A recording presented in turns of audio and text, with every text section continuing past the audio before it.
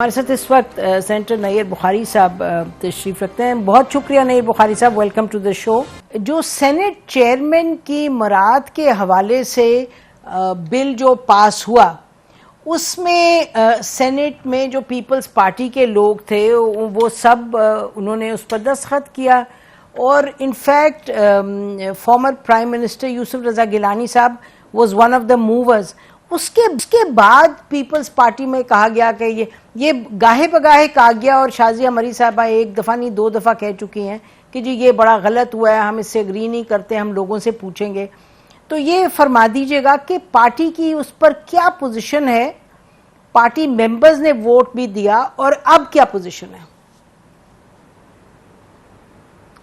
Thank you Naseem Dara. गुजारिश है कि ये जो बिल था ना, probably what I feel it was ill conceived, और मेरा ख्याल है कि चेयरमैन सेनेट ने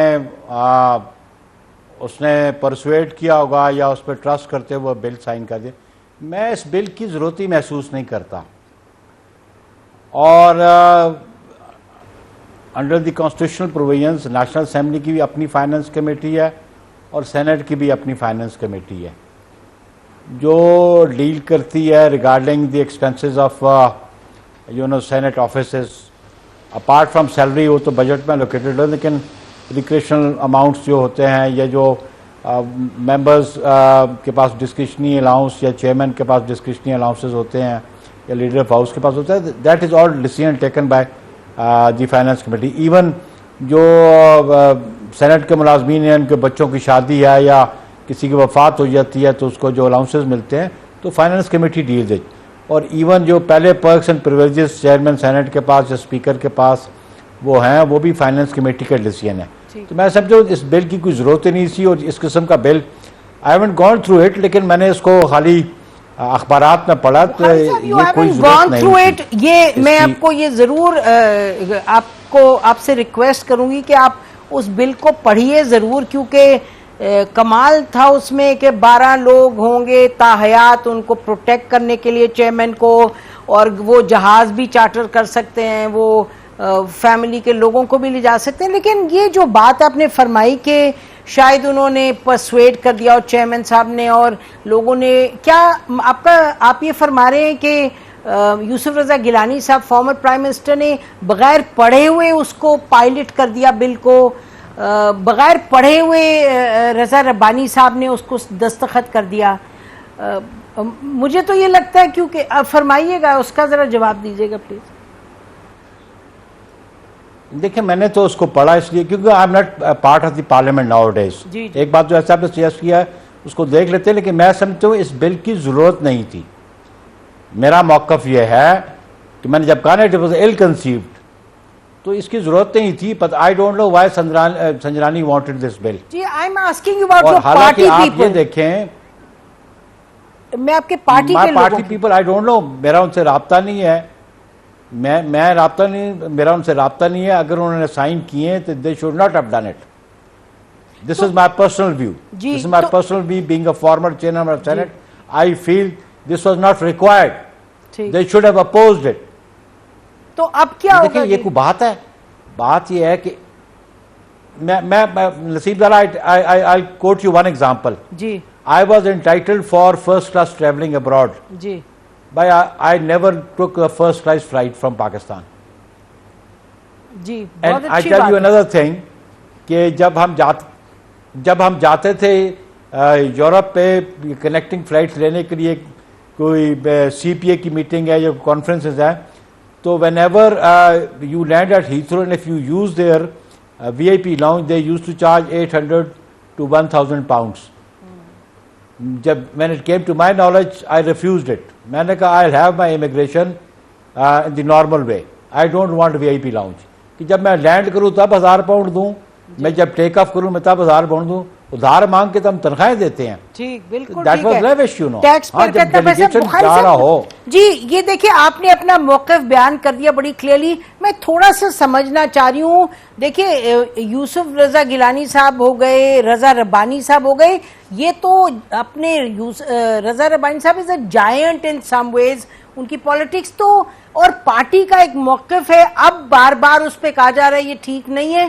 तो मैं फिर ये पूछना चाह रही हूँ कि क्या पोजीशन है पार्टी की? जो हमारी पार्टी पॉलिसी थी जी बीबी शहीद के ज़माने की, जी कि एक तो गवर्नमेंट बिल होते हैं, जी एक जो प्राइवेट मेंबर्स बिल होते थे, उसके लिए बीबी शहीद ने एक कमेटी बनाई हुई थी जी जो पार्लियामेंट्री लेजिस्लेटिव कमेटी है। और उस पार्लियामेंट्री लेजिस्लेटिव कमेटी का आज भी मैं मेंबर हूँ, although I am not a member of the parliament, लेकिन इसलिए कि बीइंग अ सेक्रेटरी जनरल वो कमेटी आज भी एग्जिस्ट करती है। और हर जो प्राइवेट बिल है वो उसको इस कमेटी ने, जिसमें नवीद कमर भी मेंबर है, उसको आना चाहिए। मैं समझता हूँ कि अगर ये प्राइवेट मेंबर का बिल था, it should have come to our party, वहाँ पे हम डिसीजन लेते। और मैं आई डोंट नो कि रजा ने या इन्होंने साइन किए, वेदर किए नहीं किए, लेकिन क्या समझ के किए मेरे नॉलेज में नहीं है, क्योंकि मेरा उनसे कोई इंटरेक्शन नहीं हुआ। लेकिन मैं ये आपको पार्टी पॉलिसी बता दूं कि प्राइवेट मेंबर्स बिल पे हमारी parliament legislative parliamentary committee already party की एग्जिस्ट करती है। Every bill has to go through that, otherwise nobody no member of National Assembly or Senate can move a private bill without consulting the party's legislative committee. जी, तो ये आप कह रहे हैं वो भी रूल वायलेट हुआ। थोड़ा सा चलते हैं बात की जो सियासत है। बुखारी साहब ये बताइएगा कि क्या इलेक्शंस वक्त पर हो रहे हैं? क्योंकि जो दुबई में मीटिंग हुई है, जरदारी साहब और नवाज शरीफ साहब मिले हैं, तो ये इम्प्रेशन ये मिला है कि इन दोनों का ख्याल है कि अगर डिले हुए इलेक्शंस तो चीजें शायद हाथ से निकल जाएं। देखिए, गुजारिश मेरी यह है कि दुबई मीटिंग के बारे में बहुत सारी स्पेकुलेशंस है ना, क्योंकि पाकिस्तान पीपल्स पार्टी ने या PMLN ने ऑफिशियली कोई अपना बयानिया तो दिया नहीं, अपना कम्युनिके उन्होंने दिया नहीं, लेकिन इट्स ऑल स्पेकुलेशन। मुख्तलिफ ज़राए से जो आपकी मीडिया के लोगों को खबर मिलती हो उसको वो आगे वो फ्लैश आउट करते रहे। लेकिन ये पीपल्स पार्टी का मौक़िफ़ तो बड़ मला ये रहा, मेरी क़यादत का भी, हमारा भी, कि इलेक्शन जो है वो अक्टूबर में हो जाने चाहिए, जब टेन्योर पूरा हो रहा है अगस्त में, तो विद इन 60 डेज हो जाए। मैक्सिमम एक जवाब पेश किया जा रहा है, अगर अर्ली हो तो 90 days, so maximum it could go beyond October till नवंबर में चले जाएंगे। लेकिन अंडर ऑल सर्कमस्टांसेस हम समझते हैं, पाकिस्तान पीपल्स पार्टी समझती है कि अगर सिस्टम की कॉन्टीन्यूटी पे आप बिलीव करते हैं, अगर आप समझते हैं कि पाकिस्तान में पार्लिमानी जमहूरियत आगे चलती रहे और चीज़ें रिफॉर्म, उनमें रिफॉर्म्स आती नहीं है, चीज़ें रिफाइन होती नहीं हैं, तो फिर हम समझते हैं कि इलेक्शन इसमें जो प्रेस्क्राइब टाइम है उसमें हो जाने चाहिए जी। ये पीपल्स पार्टी का मौक़िफ़ है जी। और इररिस्पेक्टिव के जी उसके रिजल्ट्स क्या होंगे क्या नहीं होंगे, फ़ायदा है नुकसान है, लेकिन मैं इस पर बिलीव करता हूँ कि सिस्टम की कंटिन्यूटी के लिए और in presence of the constitutional provisions उस पर अमल दरामद होना चाहिए, ये मेरा मौक़िफ़ है। मेरी पार्टी का भी यही जी। अभी कमेटी भी तो बन गई है जिसमें फॉर्मर स्पीकर नेशनल असेंबली जो हैं सरदार अयाज सादिक साहब उसको हेड कर रहे हैं, जो कि ये डिसाइड करेगी कि क्या सेंसस 2023 में पर इलेक्शंस होंगे या पुराने सेंसस पे, और उससे भी कहा जा रहा है मुंसलिक हो सकती है डिले। वैसे उस पर मैं you are a very senior journalist and you have gone through many things also. एक मैं बात बता दूं कि अगर आर्टिकल 51 को आप पढ़ें तो उसमें बड़ा कैटेगोरिकली मेंशन्ड है कि जी जो कॉन्स्टिट्यूएंसीज हैं वो जो लास्ट ऑफिशियली पब्लिश सेंसस है उसकी बुनियाद पे बनेंगी, ठीक, on the basis of population. ये बात तो आर्टिकल 51। फिर इसी आर्टिकल 51 में ये भी दर्ज है कि what is the allocation of seats, मतलब पंजाब की सीट्स वहाँ पे दर्ज है, सिंध, KPK, बलूचिस्तान की और इस्लामाबाद कैपिटल की भी। एंड यू नो कि if you want to add a comma or a full stop or an apostrophe s to any word of the constitution, you cannot do it at your own, you need an amendment for that. और मुझे समझ नहीं आती, इस पे committee इस बात को ज़रूर एग्जामिन करे, क्योंकि 2018 वाला इलेक्शन 2017 के सेंसस पे हुआ था और वन टाइम अमेंडमेंट थी वो, उसमें सनसेट क्लॉज थी और फिर बाद में ऑफिशियली पब्लिश हो गया। अब एक नया सेंसस है। तो these are legal things to be resolve.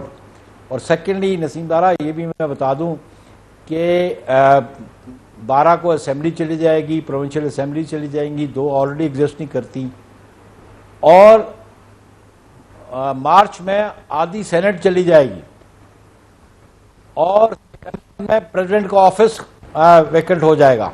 Although it is mention कि जब तक नया इलेक्शन नहीं होता तब तक ये मे कंटिन्यू इन ऑफिस, लेकिन इलेक्टोरल कॉलेज एग्जिस्ट ही करेगा, ना सेनेट के लिए एग्जिस्ट करेगा ना प्रेसिडेंट के लिए एग्जिस्ट करेगा। अगर ऑफिशियली पब्लिश होता है तो वो कमेटी फिर एग्जामिन करेगी कि किस बुनियाद पे उसके एलोकेशन 2 सीट्स की, क्योंकि number of seats under the constitution 272 है जी।